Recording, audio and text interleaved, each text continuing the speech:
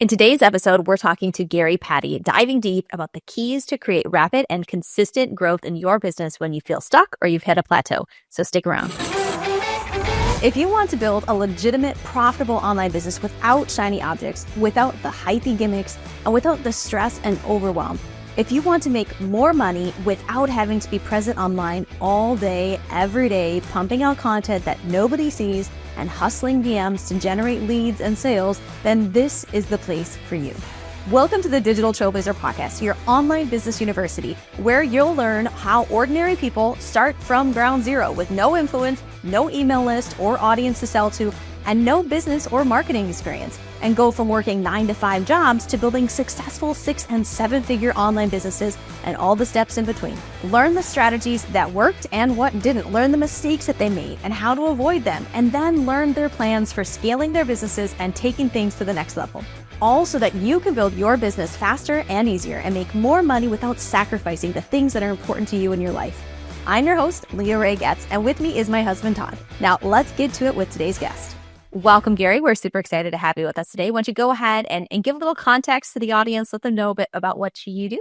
Great. It's awesome to be here today, and I'm excited about it. Well, I am a business owner and a speaker and a virtual influencer. My main business that I started when I was just a wee little lad of 22 years old was I opened a health club, and I ended up spending 43 years in the health club industry. Talk about learning right from day one about marketing and sales and acquisition of new clients and hiring, firing, training your staff. I went through all that. At one point, I was the managing partner of a small chain. At other points, I owned either 1, 2, 3, or 4 different clubs. Each individual club might have 70 or 80 employees. So I've gone through all the stress and the trials and the sufferings of dealing with staff and training them and trying to keep them happy and motivating them. And that's kind of how I got into speaking. My background is really unique. You might not know it looking at me, but I'm actually disabled. I have a broken bone disease, actually a brittle bone disease called osteogenesis imperfecta. My first broken bone was when I was 2 weeks old. And over the course of my life, I've had over 100 broken bones. And one of the things that you learn when you're going through fractures, major pain, major setbacks. But the biggest thing is, can you keep going? Can you rebound from that and kind of not give up, not just quit, but can you keep going and not just keep going, but can you lead a successful life? Can you lead a life of joy, peace, and abundance and success? And then as I saw in my business, I hired so many people and they would give up after the smallest things. Not just clients definitely in terms of their fitness pursuits, but also my employees, people that would come in and have these amazing aspirations. I want to do this one day. I'm going to own a big club one day, or I'm going to be the best personal trainer. I'm going to be the best body changer and body influencer and health coach and whatnot. And they would just give up because when the going gets tough, I believe people don't fail. I would say, and I think I quoted this, I'm not sure if I'm the originator. I believe I am though, because I've been saying this for probably the last 40 years, but I believe in 95% of the cases, people don't fail. They simply quit. Whether it's a marriage, whether it's a dream, whether it's an aspiration, whether it's a goal, whatever it might be, business, marriage, college, education, people don't fail. They simply give up when it gets too hard. They simply say, you know what, I'm not going to do this anymore. So I've tried to, over the years, when it comes to my clients in the fitness industry, when it comes to thousands and thousands of people that I've hired, my staff over those 43 years, and now from stages and in mentoring various individuals, and I teach them because we're going to all have obstacles. You may not break 100 bones like I have. You may not go through 12 plus surgeries or betrayals. I mean, I've been through betrayals in business. I've been through a nasty marriage. So I understand how they are like punches in the gut. You know, when you think about it, if a 6'5" guy walks in your room and he punches you in the gut, and you go down on your knees and you're gasping for breath, how many times does that have to happen before you don't even stand up again? Is it 5? Is it 10? Is it 20? So with small business owners or large business owners or even non-business owners that just try to get through life, which can be very, very difficult, often they don't get up anymore. Whatever they might be dealing with, it might be an alcoholic son or daughter. It might be a financial issue. It might be losing their job. It might be a business where, I remember seasons where I would get up at 5:30 or 6 a.m. every morning just to look at my iPad to see that checks weren't bouncing in my account. Well, I understand that. And it's like, man, this has got to end. And I've gone through the peaks and the valleys. I've gone through periods where our club did phenomenally well, and many of my clubs. And I was actually with a guy about 3 months ago who's got a chain of 43 clubs. All but one is successful. But even there, he had to get there. He had to go through incredible obstacles and incredible valleys. So we all have that. And that's what I try to teach and encourage and inspire. And I've been doing that actually since I was a kid. Amazing story. I think that's actually not the first time I've heard of that disease. Right? Yes. I don't know if you're familiar with the movie Unbreakable. Absolutely. Yes. So you said it, and I went, oh my goodness, I've heard of this before. Not as a nurse in my previous career. It's a very rare thing. It's very rare. Yeah. Wow. Yeah. There were a number of inaccuracies in Unbreakable, I'm sorry to say. I love sci-fi, so it is a great movie.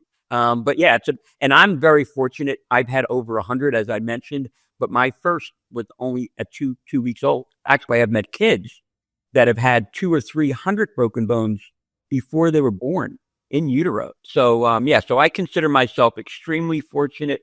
God has blessed me with tremendous people around me and with a tremendous life. As I mentioned before, I've gone through a divorce. And right now I am planning on, and this is not public yet, so don't let anybody know this. I know your audience is going to know this, but in the next 30 days, I'm going to propose to an amazing woman.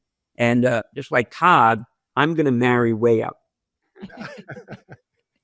Congratulations and good luck on it. That's awesome. Yeah. My secret is that I found someone who's willing to settle for the first one that came along. There you go, Todd. And I was... With what you've done in your life and in your business, I know that you've had to overcome a lot. And I know for us in our business, like I feel like building a business is one of the hardest things that you can ever do. It requires a lot of personal growth. And for us, when we first started our business, like we had no idea what we were getting into.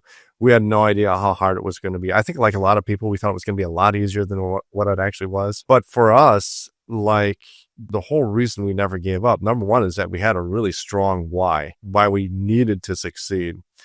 But also in my mind, like the reasoning why I never gave up is because when I looked at other people who were succeeding and who had success and who had the life and business that we wanted, when I saw them, I saw people who were not necessarily smarter or better looking than us. And I figured if they can do it, there must be a way for us to do it. And so that kind of kept me going. But for you, having to deal with these things at such a young age, I can imagine that a lot of people may not have taken the route that you did. Maybe they come up with excuses. They develop a victim mentality. What is it that got you to the place where you are today, where you have this strong mindset and this resilience that most people don't have? Well, a few things. First and foremost, I have a deep love and an awareness of love for me from God. So that has inspired me. My relationship with the Lord has been the greatest relationship of my life. And He inspires me because I look around me and I see people that don't have that. They don't have any hope. They don't have any faith for the future. And I see how amazingly difficult that could be. So I would say first and foremost for me, it's my relationship with God. It's my relationship with Jesus.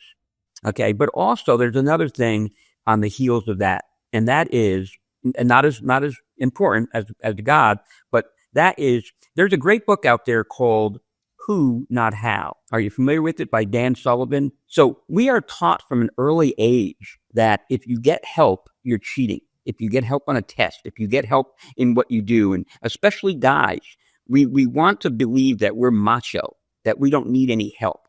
So we are hesitant to surround ourselves with good people. As a matter of fact, when I opened up my first club and was in the fitness industry, I remember for the first 5 or 6 years, I would be threatened by uber successful health club owners, by big health club chains, by, amazing CEOs, things like that. I would be threatened by them and I would stay away. And then it snapped and I realized, no, I'm going the opposite now. I would then go to the best people I knew in the best situations, being as successful as I thought I wanted to be one day. And I said, what does it take for me to sit down with you for an hour?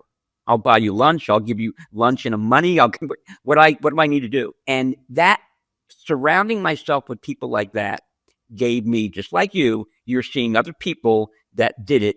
And hey, if they can do it, I can do it. And so the surrounding yourself with the right people is key, because if you don't have people there that help you get back up, you may not get up. You may quit too easy. So I've been surrounded. Now, obviously, I had great family. My mom was amazing. I remember, and I tell this to parents of kids with osteogenesis imperfecta and other disabilities. But my dad would say, because I've had so many broken bones, my dad, he was a great dad, but one of the things he would say to me is, be careful, Gary. It only takes a second and you're going to break a bump. Be very careful. Now, my mom, on the other hand, she said, go ahead and do it. If you break a bone, then we'll do it differently next time. Go ahead and do it.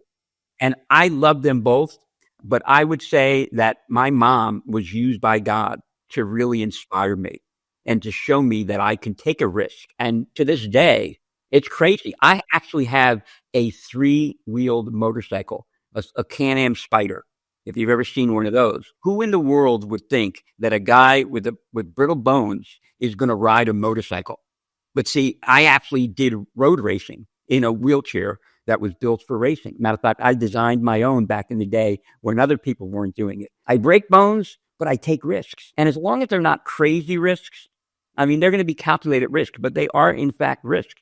And anybody that gets into business, they're a risk taker. Now, the question is, can you sustain it? Can you not give up when it gets really, really hard? Because it will. It'll get really, really hard one day. And how do you keep going? Yeah. And I would even say that it's not just at the beginning it gets hard. It's hard all the time. All the time. That's right. Yes. Yeah. And my first career was as a teacher. And one of the quotes that I learned early on that I still cling to today is that you don't prepare the path for the child, right? You prepare the child for the path. In other words, when you're teaching a child and you're helping them to grow and develop and learn and things like that, if all you're doing is try to pave the path in front of them so that they don't have obstacles, so that they never have to fall or stumble.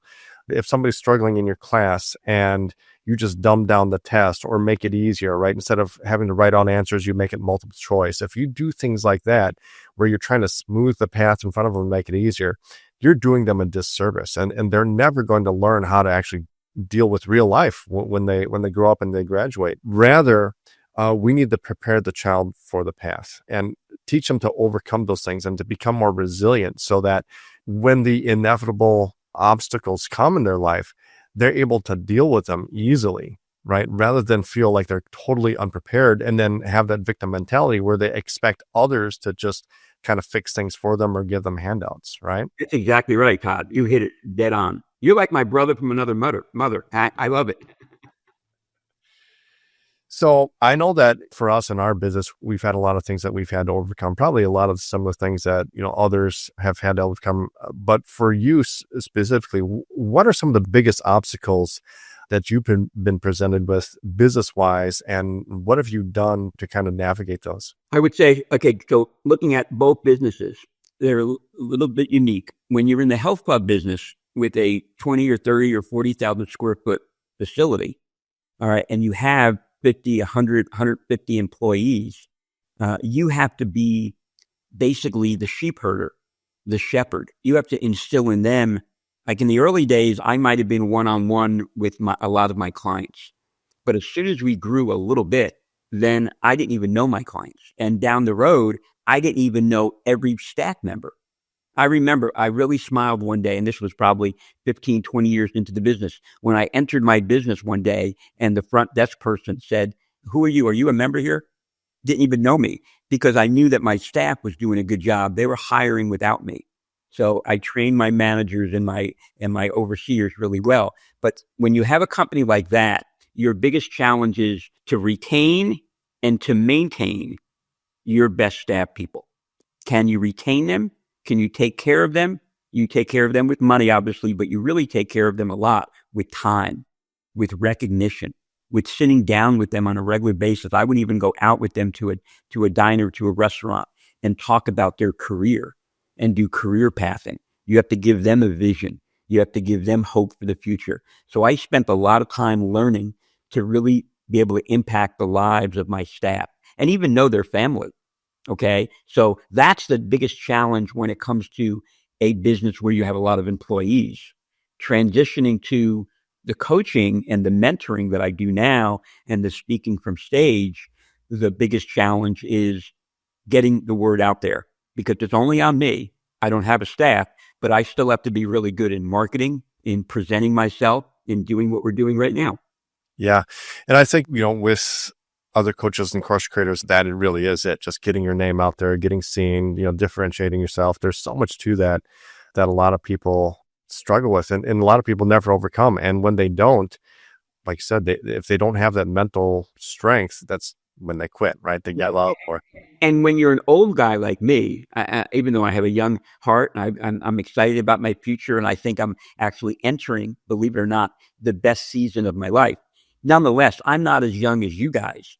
And when you're a little bit older, social media and online digital marketing, it's like, wait a minute, what happened to newspaper? What happened to flyers? So it's all new, but you learn. I've had to force myself to be able to go with the times and to be able to learn that. So that's what I do. And that's why we're doing this today. Yeah, absolutely. And so in the process of learning these things, what is it that you typically go to figure these out? Is it, are you buying courses? Are you hiring coaches? Are there people that you're networking with? What's like the main thing that you're doing to help you build the business? I am doing a lot of reading. I am doing a lot of seminars. I attend a lot of seminars, but I also pay a lot for the best coaching. The end of last year, I went to a $5,000 10X Stages event. 2 months later, I spent $10,000 to go and get one-on-one coaching in Milwaukee. You don't want to go to Milwaukee in the cold weather, but I went and spent money because I wanted to get one-on-one coaching for my signature talk, because I do a lot of speaking from stage, and obviously communication is key. But how do you fashion your talk? How do you fashion what you say? How do you sculpt how you deliver your message? And whether it's from stage, whether it's one-on-one on virtual like this, even in my coaching, even when I'm mentoring somebody one-on-one, that's a key. And there's another thing that I learned. Okay, there's the word coaches and mentors, they bandy about a lot. But I believe I heard a definition, and I like this definition, so I'm gonna run with it. And the definition is: a coach teaches what he or she doesn't necessarily know. I mean, like Michael Jordan's, many of his coaches never played basketball, but they understand biomechanics. They understand how to shoot a free throw. Mark Spitz's coach, the old swimmer that won all the gold medals back in the day, he had a coach that didn't even swim. Okay. But a mentor is someone who's been through it. So when I speak to a business owner, I've been there. When he tells me I can't pay the rent, I've been there. When he tells me I'm going through this with my staff, I've experienced that. Or if I'm talking to somebody that's just gone through an awful betrayal in business, or an awful betrayal even in marriage, and they're devastated, they're depressed, they're suicidal. I've been there. I know what that feels like, to feel like absolutely void of hope, no hope. How do you go? How do you keep going? So I have coaches, but I mainly have mentors. And those mentors make a huge difference. And I learned that early on in my career. Surround myself with people that have done what I'm doing and have been where I am and are now where I want to go. Yeah. I haven't heard of that distinction before, but now that you explain it, it makes a lot of sense. I'm actually think that we need to change the name of our coaching program to a mentoring program now. Actually, in this country, and I know in some other countries it's not, but in this country, the term coach is pretty accepted. And so that's not a bad name, because again, it comes right back down to marketing. If you can market better calling it a coach, then you know what? You do that. Yeah, exactly. And with what you said about hiring coaches or getting connected with mentors, yeah, I know in our business that has been absolutely key in taking leaps in our income level. Even from because the very first thing we did was we started buying online courses on how to do marketing, how to put the lead generation funnel together, how to create Facebook ads and things like that. And I remember going through these courses and I kind of get the concept, but still being confused. And so what we did, the very first coach we hired was one of the people that sold us the course. I was like, hey, do you offer coaching? Because I love the concept here. I think I understand it, but I'm having problems implementing it. And so we hired him as our very first coach. And I remember like our very first call with him, he was like, okay, so where are you at in the course? Did you put your lead magnet together yet? And I had completed a whole course. And I was like, what's a lead magnet? Like, just these basic things that we just didn't understand. We didn't know where to focus. And that coach got us on track so fast. That's one of the big reasons why we were able to, build a 6-figure income within 18 months of starting our online business and retiring from our jobs. Was because we hired that coach. And then even throughout the years, when we wanted to learn a specific skill, we'd hire another coach, and we paid a lot, like you did. We paid a lot of money for these coaches, 5 figures, multiple 5 figures, to learn things like sales calls, to learn things like webinars. And you're right, because we bought like 4 different webinar courses, and they're all very good, but there's some things in doing a webinar or giving a presentation or doing a sales call that you just can't learn from a course about body language. If you're doing a Zoom call, about the inflection in your voice, the pacing of what you're saying, just the phrasing of this word or that word, that you're just not going to get out of the course, that you will get out of a coach or a mentor, that make huge differences in the bottom line, in conversion rates and everything, right? Yeah, absolutely. I remember, probably 40 years ago, when I was brand new in business, I was in a very small facility, about 4,000 square feet. And I paid, at the time, it was crazy, $1,000 a day. Okay, that's $1,000 for like 8 or 9 hours. Now today, that would be nothing. You pay $1,000 an hour easily. Anyway, so I paid this guy. I remember following him to the bathroom because I wanted to get the most I could out of a day with it. And we were doing about $30,000 a month on a good month, $20,000 to $30,000. And he said, Gary, you can hit 50 or 60 here in this location. Even though it's relatively small, you can hit that. Well, he didn't just teach me how to do it, but there's another factor here. He taught me it was possible. You see, that's the other thing. If you trust somebody, they will say, yes, you can do this. I remember competing in wheelchair athletics. And I was one of the top 3 milers in the world at one point, believe it or not. Okay. I was a really good long distance guy, and all the technology was changing. The wheelchairs were being redesigned. Everything was changing. And I remember telling my coach, what's possible in a quarter mile? If you can tell me what I can do in a quarter mile, I'll give you 4 of them. Okay. I just wanted to know what was possible. So when you have a coach or a mentor that says, yes, you can do 50,000 in only 4,000 square feet. Well, before we left that facility, then we moved to a 20,000. But while we were still in 4,000 square feet, we ended up doing 70 and 80,000. So when you find out what's possible, and that's why I believe what you should see in business and actually in life is you'll see jumps, then you'll see plateaus and maybe gradual increases, then you'll see a jump again. And the jumps usually come when you talk to somebody who's been there, and they actually help pull you up, not just with strategies and techniques, but with, I believe in you. I know you can do this.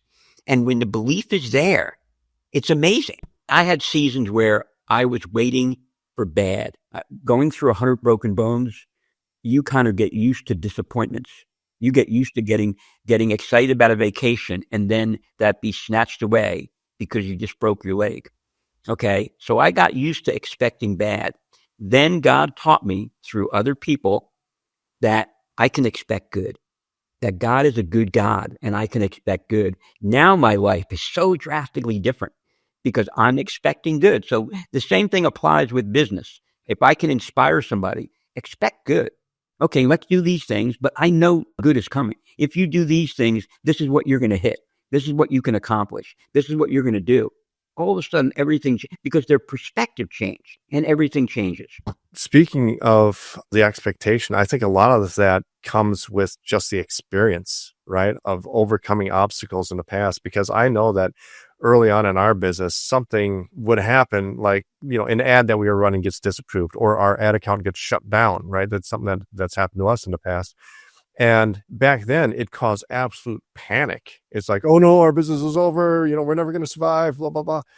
And now it's like things that are way worse than that can happen. And it's like, okay, well, I'll take care of that after lunch or whatever.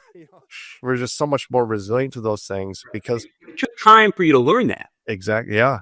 But before that time comes, if you can have people around you that have said, I'm there, I was there, and this is what I'm doing now. Even though you haven't experienced it yourself, you kind of, live vicariously through somebody else who's experienced it.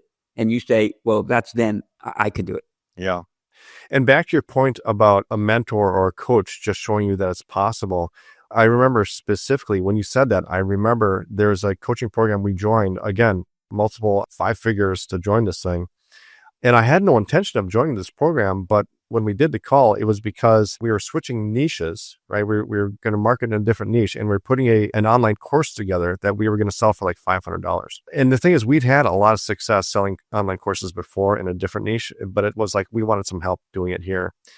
And when I got on the sales call, the person on the other end of the phone asked me, what it was that we were planning on doing and who we were going to target and the price point and all that. And I told them, yeah, the online course, $500. And she was like, $500, why wouldn't you charge $10,000? And I'm like, what? Who would pay that? It's like, you could charge $10,000 for something like that if you structure it the right way. And like, sold, let's join. And that was it. That's what kind of got us started down the high ticket route and doing high ticket coaching. Before that, we had never charged more than $1,000 for anything. And the thought of charging $10,000 for something just was not even the realm of possibility for us until we joined this program and we saw how it was done. Yeah. Yeah. You know what? And that's why you need those programs. I mean, I remember how many people I would hire. My first club was in a pretty rich area, a well-to-do area. And I'd hire personal trainers, but they had limiting beliefs. They had poverty mentalities. And I would say, and whenever we raised a rate for personal training or membership, whatever, they couldn't present it because they couldn't afford it themselves. And I had to really dig deep and try to drill into them. No, but we're not talking about somebody like you. We're talking about somebody who drives into our parking lot with a Jaguar or with a Lexus or with a Tesla. So change your beliefs. And when they started doing that, then all of a sudden they started charging more. Or not that I set the price, but they were able to present it well because they started believing in it. So belief system is so important and experience is so important. Going back to experience, one of the best things that I learned in terms of communicating and wanting to speak in front of people and feeling comfortable is Toastmasters. I attended a Toastmasters for probably 5 years back in the day. And it got me very comfortable doing even this one-on-one, but also teaching and speaking to thousands of people. Now, I know that one of the things that we kind of touched on was the growth of a business. And it kind of happens in big leaps, and then you kind of plateau for a while, and then another big leap happens. When you have that big leap and then you start plateauing, what do you do to trigger that next big leap in your business? Go find the next mentor. Go find the next guy. You deal with thousandaires, then you deal with 100,000aires, then you deal with millionaires, then you deal with billionaires, then you deal with trillionaires. I mean, really, you got to keep pushing yourself because when you work with somebody on your level or even slightly below you, you will limit yourself. When you force yourself to work with somebody that's actually well surpassing you, doing way higher than you're doing, it rubs off. And there's something, it changes your mindset,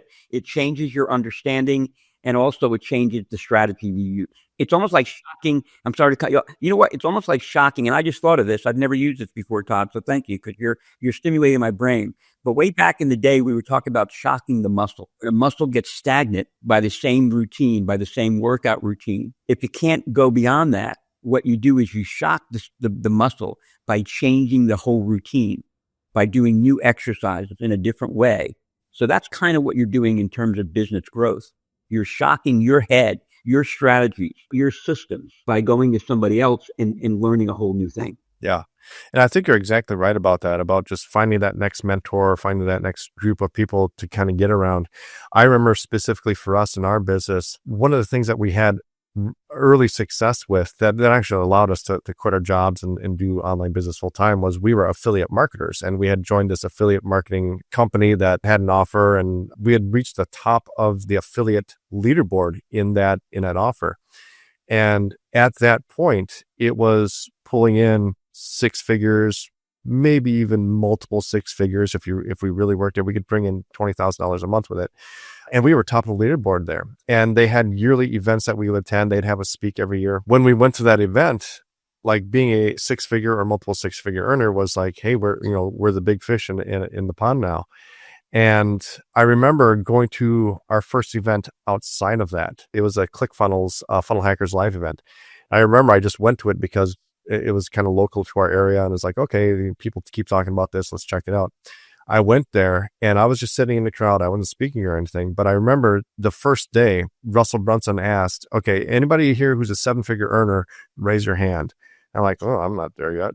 But most of the room raised their hand. And I was like, what in the world is this? Like, it just blew my mind. I remember thinking to myself, this other event, for this affiliate marketing program that we go to, if we were to even ask how many people in here are six-figure earners, it would only be a handful of people. Now I'm coming here to this ClickFunnels thing, and most of the room is raising their hand that they're seven-figure earners. Like, it blew my mind. It's like, okay, we got to do something else here. I got to figure out what these people are doing. Obviously, there's much more room for us to grow, right? Absolutely. It is very boosting to our ego to be in a room where you're the best. And I love that. I used to love in the early days when I was making big strides in my business, and I'd go to a seminar or a conference, and I was the guy that was doing the best sales, or I was the guy that had the most revenue in personal training or in membership or in additional profit centers, whatever it might be. And then I learned you can do that because we all need validation. We all need a boost to our ego. But what really forces you to grow is going to a room where you're at the bottom, where everybody around you is doing more than you, because that's what they're going to do. They're going to say, what's what you said?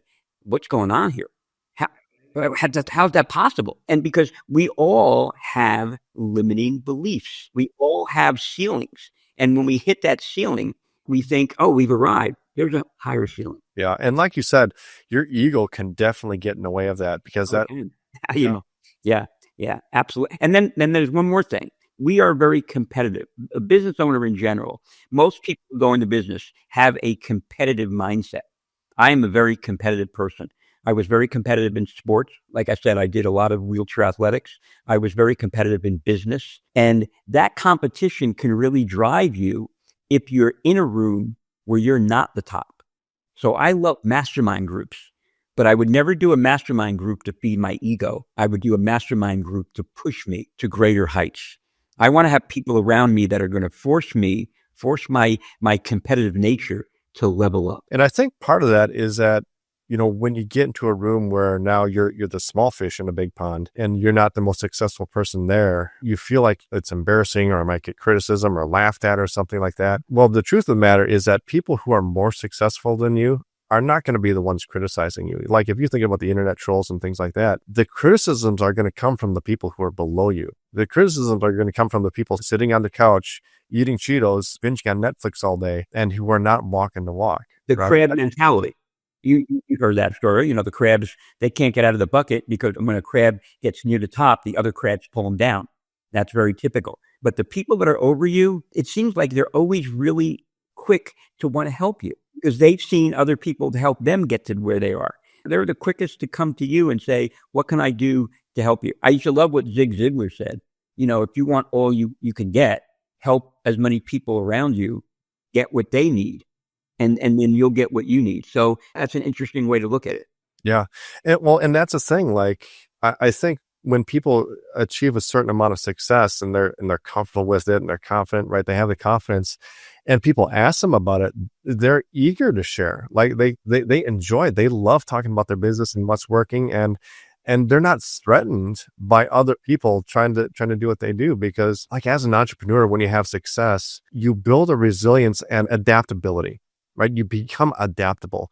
You realize that what you're doing now to run your business is not what you're going to be doing in 5 years from now or 10 years or whatever, right? Because the marketplace changes, especially for us. Like we teach everything that we do in our business, we teach to our clients. We don't feel threatened when they have success with it. It's like, yeah, that's awesome. Great.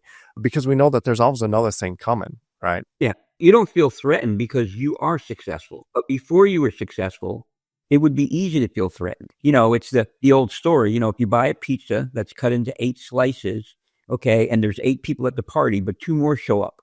What do? Oh, do you try to squeeze it? No, you order another pizza. So you get it. It's an abundance mentality. I'm not going to be limited because they're doing more. It's not like in college where they grade on a curve, okay? But the better they do, the better we're all going to do. And the guys at the top know that. But the guys at the bottom, they still haven't learned that. So I know that we've talked about a lot of stuff here, and we're kind of running into a time crunch. For anybody right now who has gotten a business, or they're looking to start a business, and they're having trouble getting off the ground, they're having trouble launching, or they've hit a plateau, they're having trouble getting to that next step. What's the one biggest piece of advice that you can give them that will help them to get to that next level? Find someone that's doing what you're doing more successfully, and then go to that person and say, how can I spend time with you? Can you teach me? I know that your advice, your attitude, your perception will rub off on me. So I really applaud where you're at. I need what you have. How can you help me? And if you have to pay for it, I remember giving money that I didn't even have to just so somebody can make me better. Absolutely. I love that. This has been an amazing conversation, Gary. If people want to learn more about you, where should they head? If you go to www, I'm old because I say the www, don't you? But if you go to unbreakablehope.com, that is my website. And what I've done and what I will leave active for a while now is at the top right of that website, there is a button that says click here for a 20-minute Unbreakable Hope call. That is a free call. And I sometimes have to limit it, but if they can go there and they click that button, they fill out their information, have them put in that information that they're from your show, that they saw me on this podcast, and then they will get a free 20-minute Zoom call with me. And I have had people that have told me 20 minutes changed the next 20 years of their life. So 20 minutes with me, I'll try to structure a strategy, try to structure how to go forward, how to deal with the next 6 months, the next 12 months, depending on what their issues are, why they're plateaued, where they want to go, why they're not living the life they want to live. So many people are not living the life they really want to live. And that's what I want to help them with. Absolutely. I love it. Thank you so much, Gary. This has been a great conversation. I really enjoyed it. Thank you guys so much. God bless you. You've been listening to the Digital Trailblazer podcast. For show notes and information about today's guest, head to digitaltrailblazer.com. Now, if you love this episode, if you got some value, make sure you leave us a review and subscribe. And be sure to share this episode with anyone you know who could use help to build their business. Thank you for listening, and we'll see you next time.